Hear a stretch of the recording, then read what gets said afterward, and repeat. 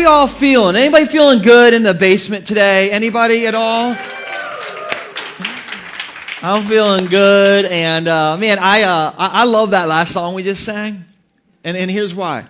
Because I can remember the lyrics. Because even if the electricity went out, and all the screens went out, and the lyrics were gone, I could stand up here and be like, guys, I know the next line. This is how I fight my battles. It's just so repetitive, which I need, because I can't remember anything at all. But anyway, I love our band. They do an amazing job. Let's just show them some love one more time. Hey, we're talking about temptation. Was anybody tempted to hit the snooze button this morning? Anybody tempted? Did anybody hit the snooze button this morning? Listen, I'm the pastor, and I thought about hitting the snooze button. I was like, maybe I should hit it. But you guys, you either didn't hit the snooze button, or if you did, you came to church on time. And so, high fives all around. Come on, give me some air high fives. You guys, you made it to church. So glad you guys are here. Online family, you hit the snooze button, didn't you? That's why you're online. But you made it online, and so we love that you're hanging out with us. Big shout out to Betty Crystal, who tunes in every week from Florida. Hey to the Desmond family who listens to the podcast in Arizona. Hey to my mom. My mom listens every week, you guys. And how many of you guys know my mom? Anybody know my mom in the room? My mom is the best. And Mom, I love you. My mom got knee replacement surgery on Thursday. And so what that means is in 3 months, marshals better watch out.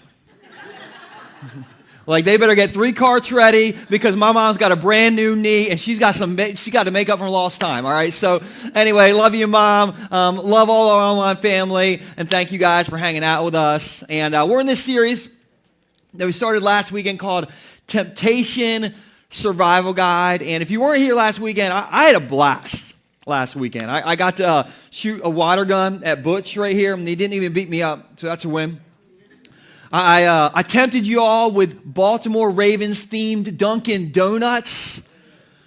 That was something. We got to celebrate my buddy Sean. I don't know where Sean is. Sean's in the room. There, you're right here, man. We celebrated Sean being 4.5 years clean last weekend, so that was awesome.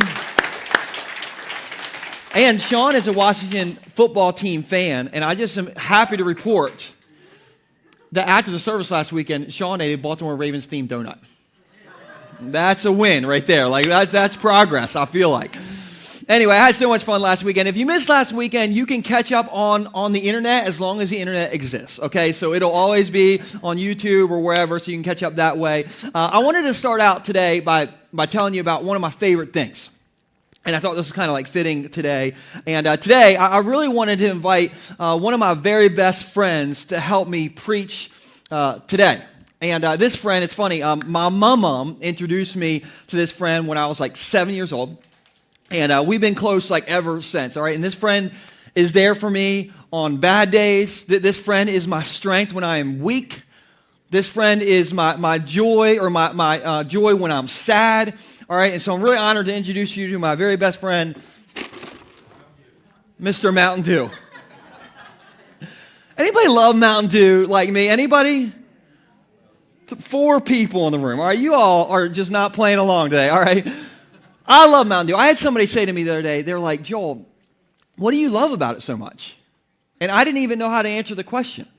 I have drank so much Mountain Dew in my life, I don't even taste it anymore.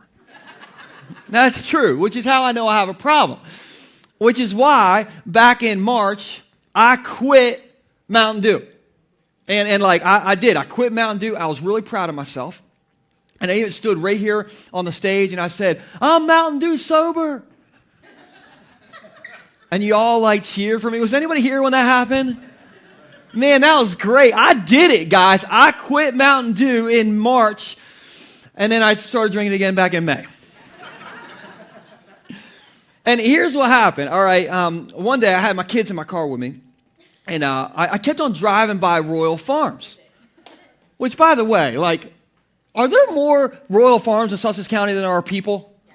Like, they're everywhere. Like, I know I like their fried chicken, but I don't know if we need that many Royal Farms. But we have Royal Farms all over the place, and Royal Farms has always been my Mountain Dew dealer.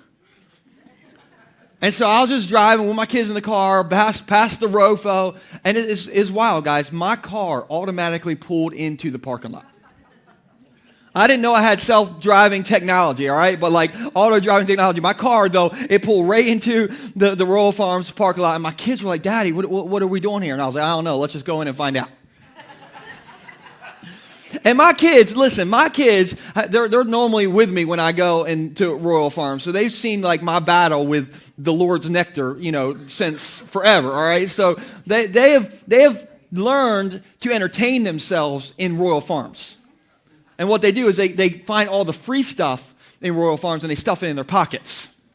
And so anyway, I go into Royal Farms, I take my kids with me, I saw the glow of the fountain soda machine, and I was immediately drawn in. I got like a bucket of Mountain Dew, and I like killed 60 days of Mountain Dew sobriety right there. And my kids peeled away from me, and they start like getting all the free stuff. And so they're getting like napkins, they're getting straws, they're getting lids. My kids, this is true, they love the receipts that people leave at the self-checkout line. They call them tickets. And Nixon's like, Daddy, I got tickets. And so like I started chasing around my kids trying to get them from taking all this stuff. And then Nora finds a paper bag. She starts stuffing her free stuff in the paper bag. She's putting like mayonnaise packets in there. My boy Nixon peels away from me and he finds the party platter brochure display. And he starts stuffing party platter brochures in his pants. And I'm like running around Royal Farms. I'm spilling Mountain Dew at this point. I'm like, no, stop. Don't touch that. Nixon, get away from the party platter brochures, okay? And like, then Nora started putting things that cost money in her paper bag. She found a $3.99 Godiva chocolate bar. I'm like, no, you cannot have that. And then Nixon starts stalking people at the self-checkout line, okay? And he's asking them for their tickets. And things are going off the rails in the Royal Farms when I'm just trying to get myself my first Mountain Dew, you guys. And the cashier, she looked at me and she was like, oh, your kids are so cute. I'm like, really? Do you want one? You did here, take this one, okay? But apparently, like my family, we should not be allowed in Royal Farms because like my family's greatest temptations are in Royal Farms, okay? My family's greatest temptations are Mountain Dew and free mayonnaise packets, I guess. I don't know. But did you know we all have a top one or two greatest temptations? Did you know that? So today, what I want you to do is I want you to listen to this message through the lens of maybe your top one or two greatest temptations.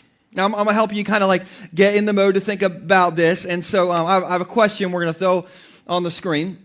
And here's a question. What's your greatest temptation? I want you to think how you would answer this. Now, don't write it down, because somebody next to you will look, and they'll be like, oh, Lord, who is this person? Okay, so I just want you to think, and I'm going to give you 10 seconds to think about what your greatest temptation is. We got like some real chill, hot vibe music to play with this, and just so you don't like feel bad while you're thinking about this. So just 10 seconds, think about what your greatest temptation is, and go.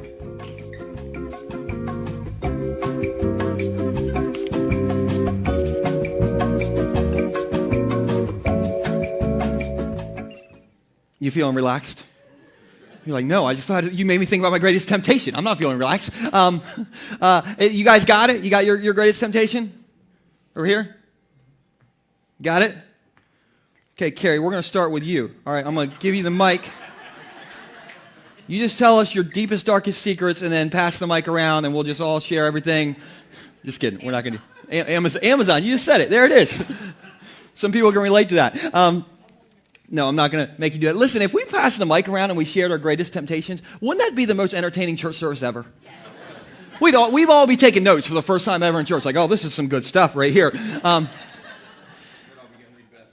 Now, I don't know what you thought of for your top one or two greatest temptations. And so, like, I don't know what came to mind during the elevator music, but I have some examples. Maybe for you, you thought, Joel, I love to overeat. Or, Joel, I'm addicted to sugar. Hello. Right here. Maybe you thought like, Joel, I am a shopaholic. Amazon app. Maybe you buy things that you can't afford with money you don't have. Now, husbands, do not point at your wives. Listen, when ladies buy things that they can't afford, it's an outfit. When guys buy things they can't afford, it's a boat. All right? So like, that's what it is. We are the real problems here, you guys. Maybe for you, your greatest temptation is to just criticize everything. You're like a professional criticizer. You're like the Tom Brady of criticism. It's like your first Sunday here, and you've already thought of like 14 things you don't like about our church, all right? And I haven't even really started preaching yet, so you're going to get a lot more. Maybe for you it's not criticizing. Maybe it's something in a bottle, okay? And I don't mean Mountain Dew. Maybe it's a substance. Maybe it's a website. Maybe it's gambling, fantasy football. Maybe for you, you're thinking, oh, I don't struggle with any of that stuff. But you know who does? The person next to me. Oh, listen, Joel, I'm glad they are in church today because, listen, give me the mic. I'll tell you all about their problems. All right. If that's what you're thinking, all right, your biggest temptation is pride. Pride. You can write down on your little sheet like pride. Like, the thing is, we all have a top one or two greatest temptations. We all have a kryptonite. And I get that out of our anchor verse for this series. And this is in 1 Corinthians chapter 10, starting in verse 12. And here's what it says. It says, no temptation has overtaken you except what is common to mankind. Which means this topic about temptation, this is an all skate. Now, who was around in the 80s and 90s and you know how to like skate backwards? You know the all skate? Yeah. That was when everybody could go out on the rink. All right, Butch, I knew you could skate backwards, man. I'm not even surprised. But in the 80s, they called it all skate. You all got out there, all right? We're all in the rink on this one, all right? And so we all struggle with temptation, but this is where it gets good. This verse says, and God is faithful. He will not let you be tempted beyond what you can bear. But when you are tempted, all right, now this is why somebody came to church today. When you are tempted, he will also provide a way out so that you can endure it. Everybody say a way out. Come on, say it, spray it, a way out, a way out, a way out. There it is, all right. You know what that means? That means that God is greater than your greatest temptation. Come on, it means that no matter what your temptation is, God will always give you a way out. He is faithful to us when we are being tempted. Now, I think to get our way out, we got to get the temptation process. Everybody say the temptation process. All right, the temptation process. I don't know if you know this, but every single time you're tempted with a Mountain Dew or whatever it is, inside of you go through a 5-step temptation process. And so I want to lay this out. We'll put this on the screen. This is the temptation process. It starts with a thought. Then it moves to imagination. Then we justify it. Then we make a choice. And if we give into it, then we sin. And so these 5 steps, it can take you a month to go through all 5 steps. Or if you're good like me, like I'm an overachiever when I give in to temptation, I can do all this in like 5 seconds or less. I'm like real good, all right? Like super good at the temptation process. But it's a thought that leads to imagination, that leads to justification, that leads to a choice, and then leads to a sin. Anybody need an example? I'll give you an example. Anyway, okay. So all of, like, I don't know why, but like all of my biggest issues happen in Royal Farms. It just does. But anyway, so does anybody go to the self-checkout thingy? Whenever you're in a grocery store or whatever, you're somewhere, you go to the self-checkout thingy. Oh, man. If my life goal is if I can go in and out of the grocery store without talking to anybody, I am living the dream. All the introverts just whisper amen. Like, amen. Amen. Yeah, so you don't want to say it loud because you're an introvert. Anyway, so there's a self-checkout thingy at the Royal Farms. And so 3 times since I've given up or, gone back on the do here, I've gone to the self-checkout thingy in Royal Farms, and I put my money in, $1.35, exact change, and it spit money back out at me like I just won the Publisher Clearinghouse. This is true. Okay, one time, $5 came out at me. One time, $6 came out at me. The last time, $17 came out at me. And I thought, if that is not the Lord's favor, I do not know what it is. And so money came out of Mr. Rofo. His machine started spitting money out at me. And I went through the temptation process. Thought, I really like money. Money makes me happy. Imagination, that $17 could buy me 12.59 Mountain Dews. Justification. It's not my fault that Mr. Rofo put more money in his chicken-making machines than his cash-giving machines. Maybe the Lord is trying to bless me today. Choice. I could take the money and in my view sin, or I could give the money to the cashier and in my view make the Lord happy and make me sad. So what did I do? I sinned, okay, of course. No, just kidding. I did not sin. I gave all the money back because my kids have taken at least $17 in free mayonnaise packets, so it's the least I could do. But in 5 seconds, I went through the temptation process: thought, imagination, justification, choice, sin. All right, let me give you another example. Maybe for you, let's say buying an outfit is a sin. Now, obviously, buying an outfit is not a sin, but let's imagine you already have 17 outfits that you've never worn before. And you see the perfect outfit. Thought, I'm kind of sad. An outfit would make me happy. Imagination, oh, I can see the Instagram comments now. Girl, you look so good. Heart emoji, smiley face, fire.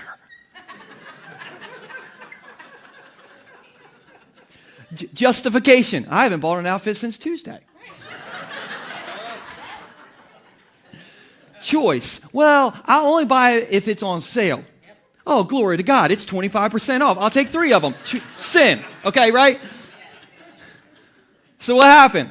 Thought, imagination, justification, choice, sin. Have you gone down this path before? Just yesterday. That's a lot later than a lot of us. We did it this morning, like in the worship service, right? I don't know. And so, well, let me ask you a question. All right, what was the first step in the process? Thought. Now, what would happen today? What would happen right now if you decided at step 1, I'm going to crush this temptation?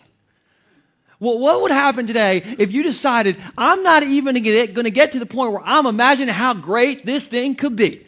Would that help you fight against temptation, yes or no? Yes. And so today, I really want to just give you 2 quick thoughts on how you stop trying to resist temptation and you start trying to eliminate temptation. Let's stop trying to resist it and let's eliminate it on the front end, all right? And so if you're taking notes or taking pictures of the screen, my first point of 2 today is this: submit to God before. Everybody say before. Submit to God before you succumb to temptation, before you give in to temptation. Now, I'm curious, has anybody here ever thought, I just can't resist it? I can't resist it. Okay. It's about 10% of the room. I got on that. Okay. Let me get the rest of you on it. How many of you drank coffee this morning? Drank coffee? Okay, that's good. Got it right now, right there. Okay, hands down. How many of you are willing right now to say for the next 30 days, I will not drink any coffee at all? Let's raise your hands. Okay, there's 5 people who raised their hands. The rest of you that raised your hands earlier, you did not raise your hands. Why? Because you can't resist coffee, right?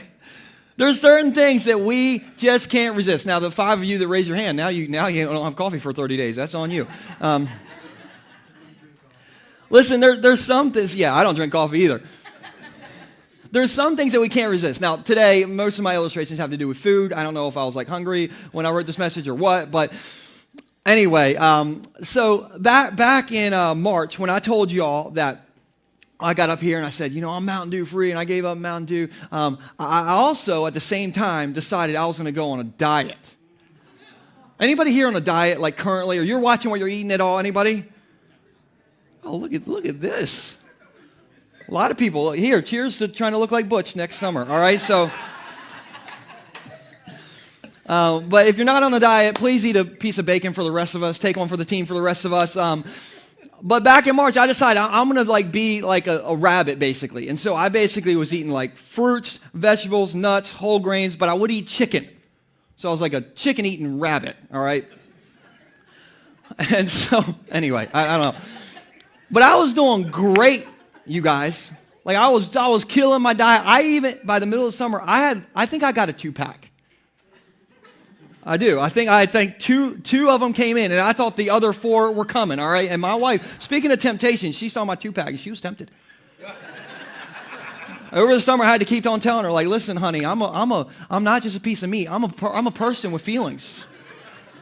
But she just kept coming after me. Anyway, I just made that all up. Anyway.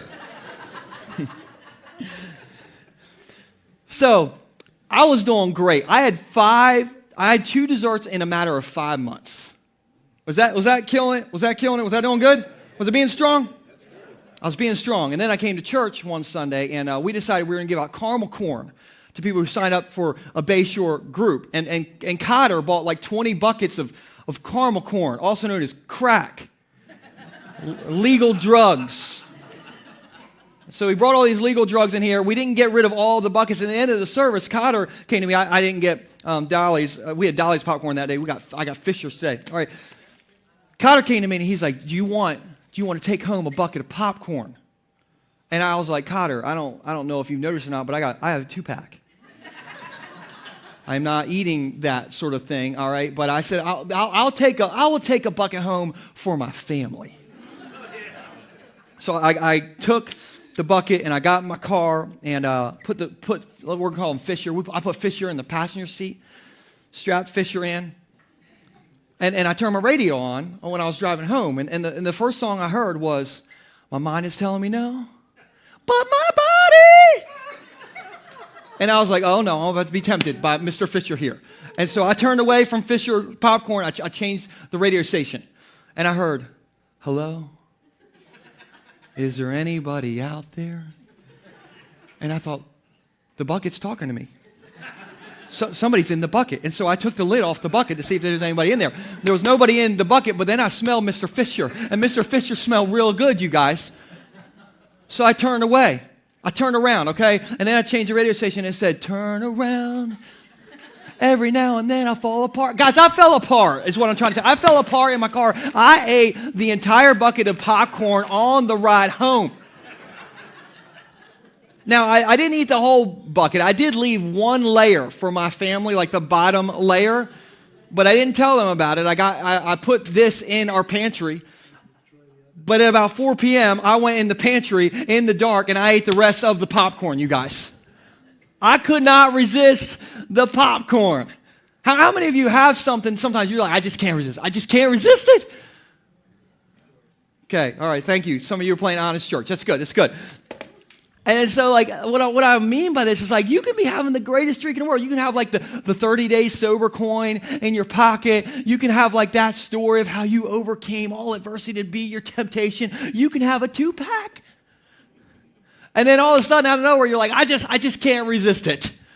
Come on, who am I preaching to? Doesn't that happen? I just can't resist it. And I wonder if we're trying to resist temptation in the wrong order. I wonder if when we fight temptation, the first thing that we should do isn't resist the temptation. The first thing that we should do is submit to God. I wonder if the first thing that we should do is submit to God because we don't have the power on our own to resist the temptation. And here's what I get this from. All right, this is from Jesus' half-brother, James. And this is what James says. I want you to notice the order. All right, James says, submit yourselves then to God. Everybody say step 1. That's the first thing he says. Then, and only after we do that, we can resist the devil and he will flee from you. So first, we submit ourselves then to God. All right, now you might be thinking like, oh, okay, Pastor Joel. Why do I like submit to God first? Here's why. All right, we'll all say this together. Just say this. Because I'm not strong enough. Even if my name's Butch. Just say this. Even if Tony Robbins told me I was strong enough. Sorry, no one else is playing along. Okay, that's good. That's fine. That's all right. But listen. Being a Jesus follower does not mean that you will not face temptation. It just means that you won't face temptation alone. And so what do? We submit to God before we succumb, before we give in to temptation. Let me tell you what I'm doing, and I got to kind of do a pastor confession to tell you this. I'm probably the only one in the room. I'm sure I'm the only one. But the first thing that I do whenever I wake up in the morning is I get on my phone. Actually, the first thing I do when I wake up in the morning is go to the bathroom. That's because that's how the Lord made me. But the second thing I do is I get on my phone. Anybody else like get on your phone first thing in the morning? You get on your phone? Oh, yeah, listen, you got to check the weather out, people.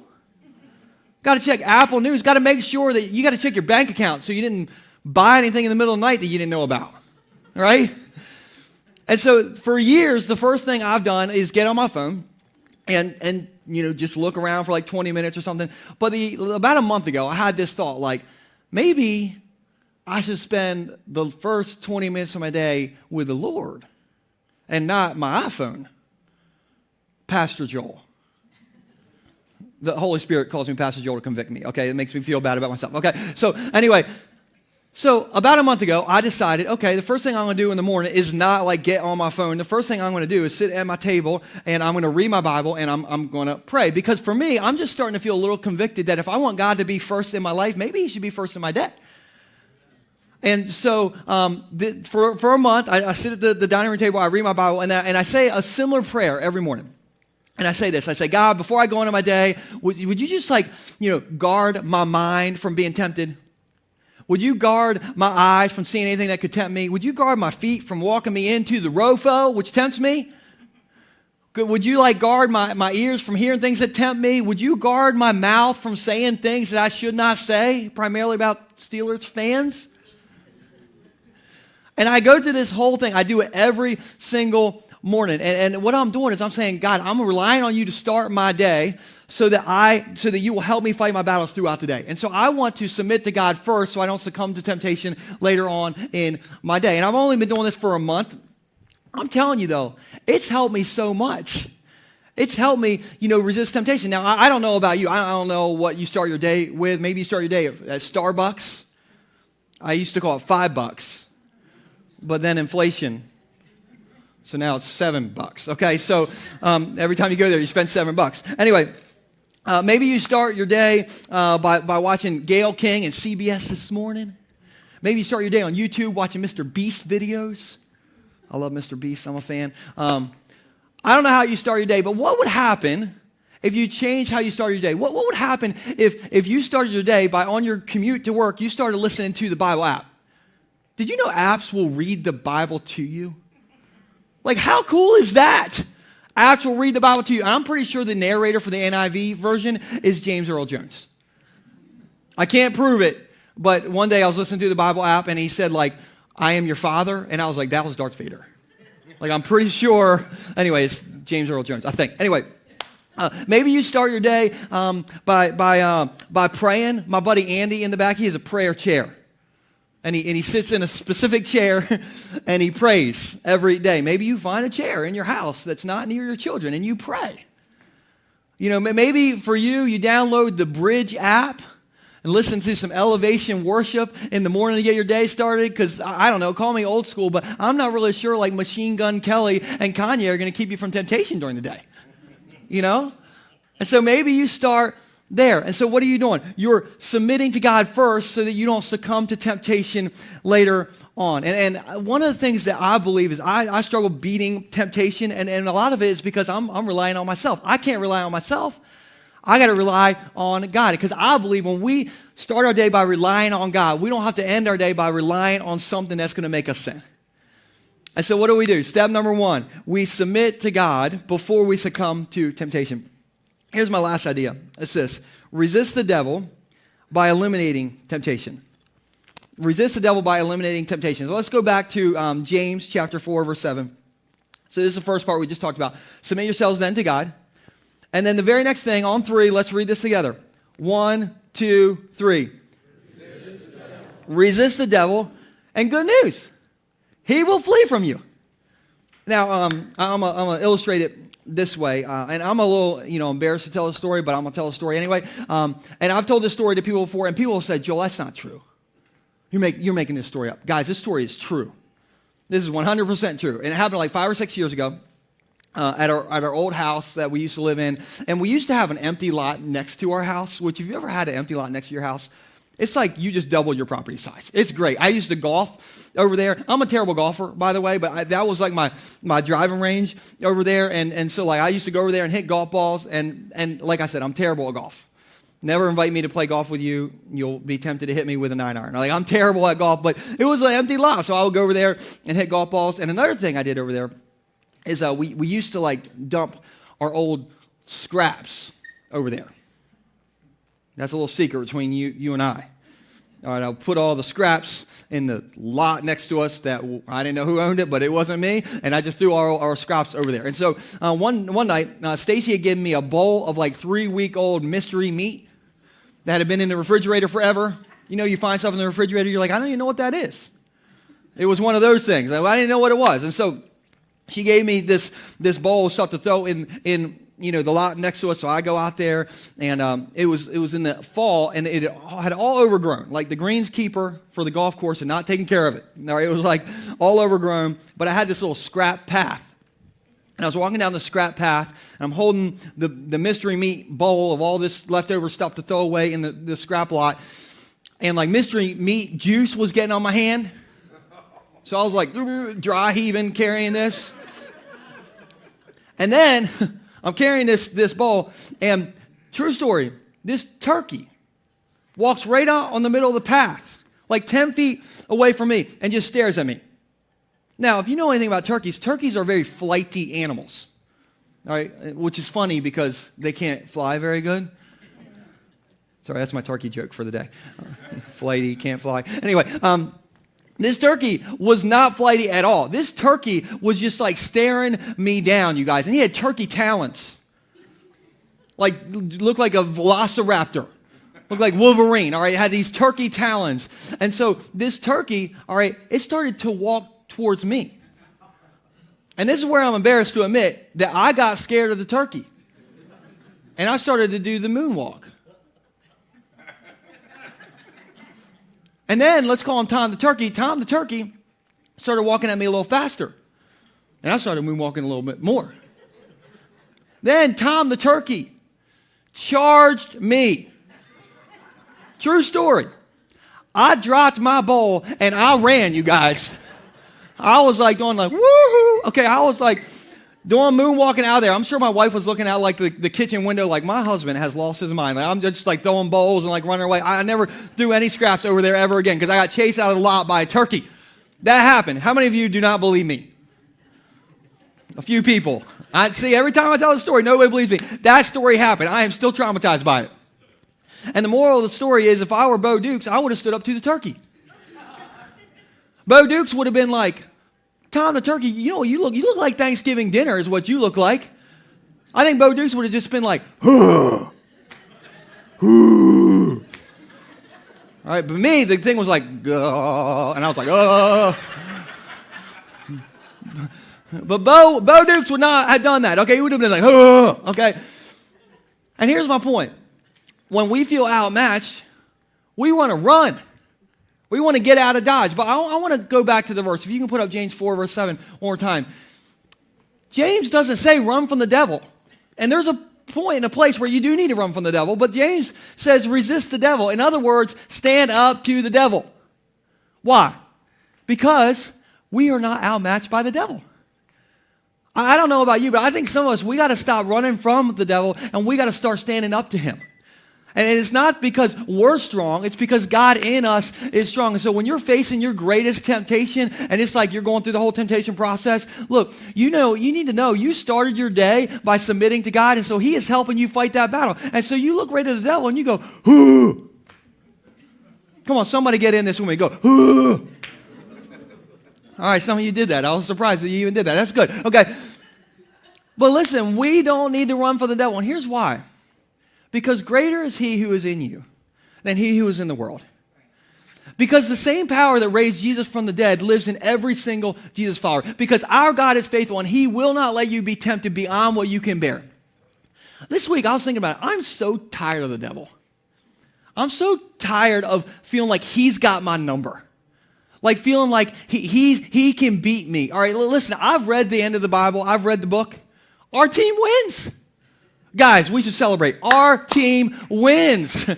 Our team wins. And so we can stand up to the devil, not because we are strong enough, but because Christ in us is stronger than that devil, the turkey. He is a turkey. And so listen, he is a second place loser. He loves to hang in the dark and kind of like pretend like he's got our number. But I'm telling you, when I read the Bible, God wins every single time. There is not one example of God losing the war to the devil. And so when he starts reminding you of how many times you've lost, remind him of how many times he's lost. And so, listen, Christ in me, Christ in you is stronger than any evil desire in us. And one of the, if you're taking notes, I'll put this on the screen. One of the best ways to resist temptation is to eliminate it whenever we can. One of the best ways to resist temptation is to eliminate it whenever you can. There's this really funny proverb, and it's funny to me because it's written by David to his son Solomon. And it's like a father to a dad, and you can feel the dad talk. Where the dads at in the room? Oh, yeah, come on. Dads, we have a little dad speak sometimes, don't we? A little dad talk. You can hear the dad talk in this, all right? This is Proverbs 4:14 through 15. This is a dad talking to a son. He says, son, do not set foot on the path of the wicked or walk in the way of the evil doers. I think Solomon was like, okay, Dad, I got it. No, I don't think you got it, son. Avoid it. Do not travel on it. Turn from it and go your own way. And I think Solomon was like, okay, Dad, I got it. 4 times I got you. Like, avoid it. Okay. No, I don't think you got it, son. All right, don't walk on the path. Avoid it. Do not travel on it. Turn from it and go your own way. Okay, no, son, avoid it. Do not travel on it, turn from it, and go your own way. In other words, get out of Dodge, run, Forrest, run, okay? You need to avoid the path. And so one of the best ways to eliminate temptation or to resist temptation is to eliminate it. Now, I'll end with this, and I don't want to disappoint anybody. You all have been like pretty serious today. Maybe the way I'm talking is serious. I don't know, but I don't want to disappoint anybody with this. But this is 100% true. There's people in the room who can verify this. Before I was a pastor, I was actually a man. Listen, let me say it this way. Before I glowed in the dark and my Bible hovered above my desk, okay, before I was a pastor, I was a human being like you all. Bo Dukes can verify this. I knew Bo back in the day when I was a human being. And I faced like normal temptation, just like anybody else. I don't face that anymore. But like back when I was an actual human being, before I was a man of the cloth, okay, I was a man that had normal temptations. It's okay to laugh in church, okay? The pastor's bad jokes. All right, my point is this. I am no different than you all when it comes to sin and temptation. Like I get tempted just like everybody in the room, okay? I face the same temptations that you all face, the whole section faces. I'm just as jacked up as this whole section minus the front row, okay? Like I'm just kidding, you guys. But I struggle with temptation just like anybody else. Now, I don't know if you know this, but men are vulnerable visually. Men, if you know what I'm talking about, just give me an eyebrow frown. You see there? Okay, some of you are playing along. Okay. Now, listen, ladies, you all aren't saints either. You're all vulnerable visually too. You listen, you didn't go see Aquaman with Jason Momoa because you like the storyline. You're all vulnerable visually too, okay? But men can be vulnerable visually. And I used to have Instagram. And I loved Instagram because I followed like 3 categories of people. I followed preachers, surfers, and this page called Send It Billy.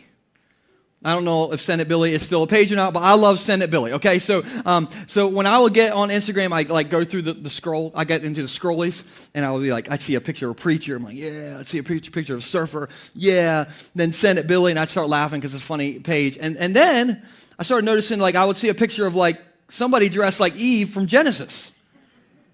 I'm like, well, why is that in my feed? And so I was like, okay, maybe it's like an algorithm problem. Okay, so I'll just keep scrolling down. Okay, so let's see like a picture of a preacher, and then a surfer, and then Send It Billy, and then like a picture of somebody wearing less than Eve in Genesis, and I didn't even know that was possible. And so one day I was like, why do I keep trying to fight this temptation when I can just get rid of Instagram?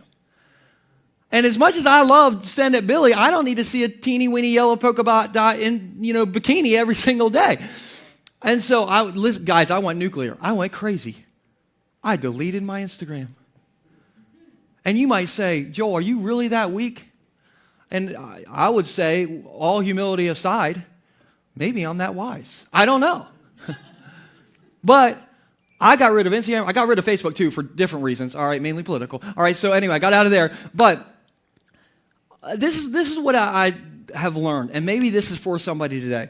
All right, why in the world will I try to resist the temptation tomorrow that I have the power to eliminate today?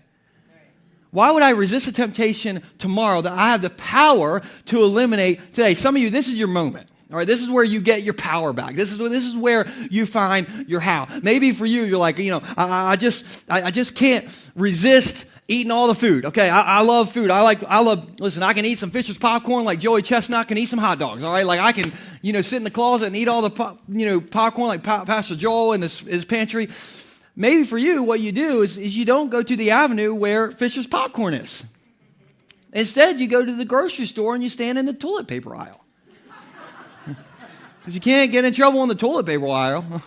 Except during COVID you could, all right, because you couldn't take too much toilet paper. Anyway, but maybe for you it's alcohol.